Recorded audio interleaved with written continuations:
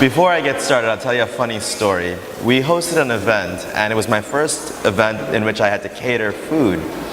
And it was over lunch, so people came in at 10 and they left at 5, and we catered food. And I made the mistake of thinking that a sandwich and salad was acceptable. Yeah, that was exactly the reaction I got. If it wasn't macaroni pie and lentil peas, it wasn't cutting it. And so I've never since catered sandwiches for lunch at all. That is for breakfast. Well, thank you all for having me here. I hope that I don't distract from that delicious meal that you're having, but I would like to leave you with a few things that I've prepared. I've been working with, in partnership with the UNDP and the ministry on the professionalization of youth and young professionals. And those are the things that shaped these discussions and this talk that I'm about to give you today. So my name is Dr. Ty Richardson, and I travel the world for a living doing what some of you do. Now you might ask yourself, is that a career or is it something you just do for fun? And I can tell you that that's how I make a living. That is my actual career. What I'm here actually to talk to you about today is something that's near and dear to me. While I travel the world for a living, I do so primarily building communities of the most driven, best and brightest young professionals in nations like Trinidad and Tobago. I chose this career because I believe that this generation of youth are tomorrow's leaders and decision makers, and their development in today's society is fundamental in determining how they lead. The life lessons they learn are the lessons that will shape the decisions they make, and as such, their development, their minds, and their empowerment are my focus. And as I understand it, especially from the last session, they're your focus as well. I'll tell you a little bit about myself as I get started. So I was actually born and raised right here in Trinidad and Tobago. And while I may have a little bit of an accent, it's because I spent equally as much time outside as I have in. I went to QRC and I did my CXC and my A-level exams. And I started my career here with a Fortune 500 multinational corporation, which I'll tell you more about later. Then I left to go to Washington, D.C. In Washington, D.C., I worked full-time while going to school for a bachelor's degree in advertising, and then quickly onto a master's degree in international commerce and public policy from George Mason University.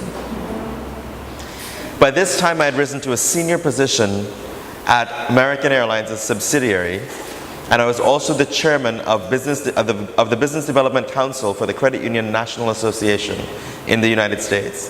I was also the founder of the DFW Business Development Roundtable, and founded the first employee resource group for young professionals at American Airlines with over 88,000 employees. That's still in existence today. I was 28 when I got all this done. You heard mention of my last role with American. Now, before leaving American, I took up the position of Regional Operations Manager for Europe and Asia Pacific. I was based in Dublin, Ireland. It was from this role that I decided, as I like to tell people, to retire from corporate America. Not because I didn't like my job, but because I'd been living my passion outside of work. I'd been designing experiences for people just like me. You see, when I got to Ireland, I wanted to meet like-minded people. The quickest and most efficient way to do that was to create an organization that would use experiences to identify people in the community that were interested in the same thing, and then, acting as a catalyst, engage people who would then develop strong bonds and relationships. The organization was called European Young Professionals. And after being there for 4 years, without knowing it, we grew to 10,000 members in 4 countries, just living and doing our passion. I left American in Ireland, moved to San Francisco, where I spent the next 4 years learning how to build and run a technology company, a social network like LinkedIn and Facebook, so I can build the same thing for young professionals. And out of that, we built YoPro Global, a social network that's based online, and we added the extra benefit of in-person communities that fostered networking. As we started to expand, I brought the team to Trinidad, since I wanted to start the network, and I wanted to restart the communities in the places that I was born. While networking and relationship building is the cornerstone of my career, it's not actually the story that I chose to talk to you about today. Now, when I started, I told you I travel the world for a living. And the questions in your mind might go something like this. Is that a real job? You know, what does it mean, community? How do you know if they're driven young professionals? What do you get out of it? Probably the most important one is, how do I join?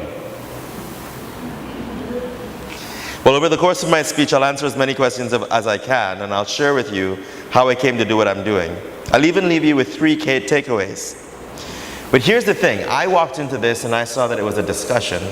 And so I'm going to make you work a little bit. Now that I know that I'm truly surrounded by the best and brightest, you can't possibly let me do all the talking. Here's the challenge. Once I'm done with my talk, the first person who can correctly identify the 3 core lessons that I want to pass on to you, I'll give you a free ticket to attend a conference that I'm hosting next month on empowerment. September 17th and 18th. It's a 2-day conference.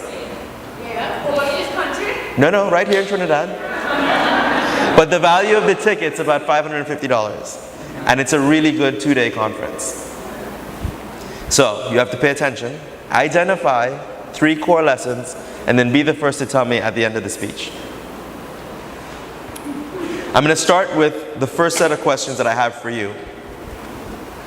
Who can tell me without a doubt they really know what they're good at doing, what they're weak at, or how their peers view them?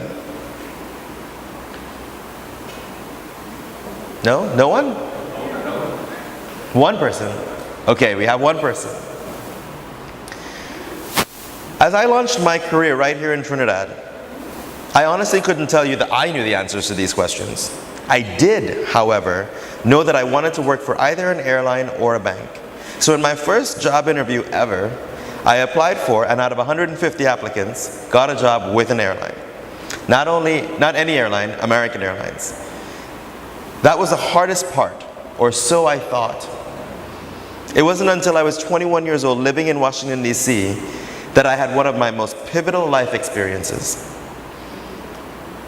I was almost done with school and I was all fired up and ready to take a promotion. In my mind, I had worked hard and I felt that I'd been doing a great job, so I was assuredly deserving of this promotion. I completed my application, turned it into my boss, who looked at me and said, "Really?"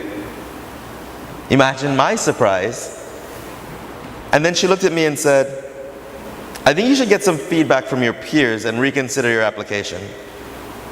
I was a bit puzzled, but I figured something like this, maybe some networking, would be good for me. I'll be managing these folks soon, so I should pay attention. Thinking that this couldn't be as hard as she made it out to be, I selected some of the most senior folks at American. I mean, some people with like 40 years experience. I selected peer number 1, sat down with her on a break, and if you can picture this, you know, I'm still a 21-year-old, first-generation immigrant to the US, a young whippersnapper, confident and ready to take on the world, asking this 40-year-old senior to give me feedback. I bet you can guess what happened. She laid into me. Looking back on it now, it's a bit of a blur. She used words like slacker, never around, skating, avoiding work, not doing your job, not doing it as it was assigned. Well, come to think of it, it's not that much of a blur. But it still hurts. I took on a second and a third until I made up 5 interviews and I realized I wasn't the superstar that I thought I was. But there was promise. They respected the fact that I came to them and I was willing to listen without defending myself. I took the time to become self-aware by networking with my peers and respecting their honesty. Over the next 6 months, I addressed everyone's concerns, and in the end, I was invited by my boss upon the recommendation of that very first person for that promotion. Over the course of my career, I continued to get feedback from my peers, employees, and mentors to always ensure that I was aware of how I was perceived. and what I can do to be more efficient and effective in my communication. I took the time to learn and understand my strengths so I can work effectively in teams and not try to do everyone's job, but ensure everyone on my team was playing to their individual strengths so that we were together a strong team. Strengths are so important, especially so that we're a strong team. They become even better once you find yours, and you can absolutely aspire to delivering on them.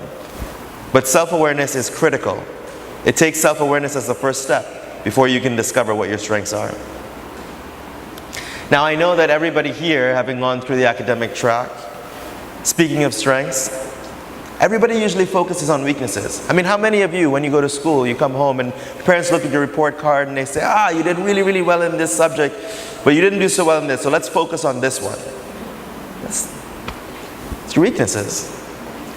How important do you think it is to fix those weaknesses? Not that important? Somewhat important? Not important at all. Very important. Well, I'll tell you one of my weaknesses. It's something that I identified when I was 25 years old. I had been given a promotion at American, moved to headquarters in Dallas, Texas. I had a team of 3 direct reports, and it was our job to build the membership and grow the revenue for one of American's subsidiaries, the credit union. Now you think credit union here, you think, okay, smaller version of a bank. American's credit union was the 6th largest credit union in the United States. In your role, some of you as youth development officers, these are the life lessons that will shape the youth in your communities and empower them to lead others and continue the work that you do. Together, youth work, stories, and empowerment will take shape and become even more recognized and respected than it is today. And that is how a movement starts. Now, before I ask you to tell me the 3 core lessons I shared with you today to win those conference tickets, I'd like to leave you with this. Becoming a young professional has many life lessons. The 3 that I shared with you today all lead me to a saying I believe in. Eleanor Roosevelt, the former First Lady of the United States, said, "Small minds talk about people. Average minds talk about events. Great minds talk about ideas." So always aspire to be a great mind. These 3 ideas, take them. Write your own story down. Write down 3 more, and 3 more, and so on.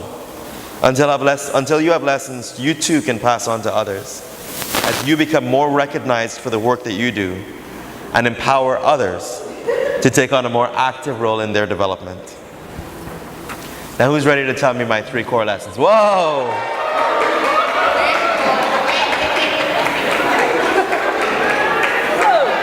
All right, what's your name? What's your name? Adana Hughes. Adana Hughes. Okay, let's see if she gets it right. Right. So, I think that the 3 core lessons are 1, being self-aware, which is self-awareness. The second one that you mentioned, that you kind of baffled me with, was when you were speaking about empathy. And I would say that the second core lesson would be identifying strengths in others that you may not see in yourself. And the last one will be to help others. Okay, do you guys agree? Yeah? Oh, wait, we have a dissenter in the room? 2, okay. What's your feedback? The one that she's missing, I think, is to find out what you love first and follow your passion. Okay, that is third one. So that's 1, self-awareness. This is the self you can find in achieving your greater goals in life. And of course, as she already said, focus on your strengths and surround yourself by others who complement the make up for your. Okay. Did you have I didn't say focus on your strengths, like the strengths of others? from here. Okay. I have a young lady back there. Yes? That you know.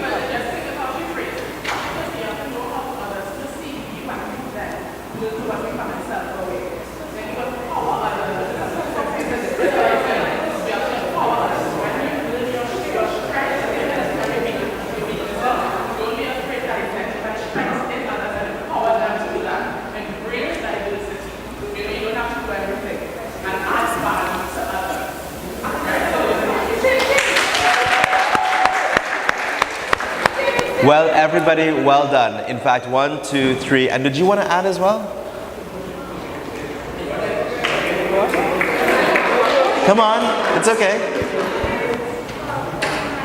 Well, so you must have known self-awareness. Second one was adding value. And then 3, using life lessons to impact others and empower them.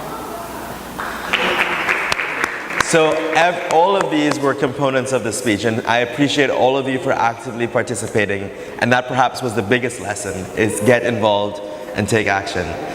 I would love all 4 of you to actually see my colleague here, because all 4 of you will get tickets to the event. The actual 3 life lessons were: become self-aware and know how others perceive you. Respect diversity and inclusion, leverage other people's strengths when working in a team, and always add value first. Thank you guys for taking the time to have me. Thank you for allowing me to be here, and I thoroughly encourage what you do.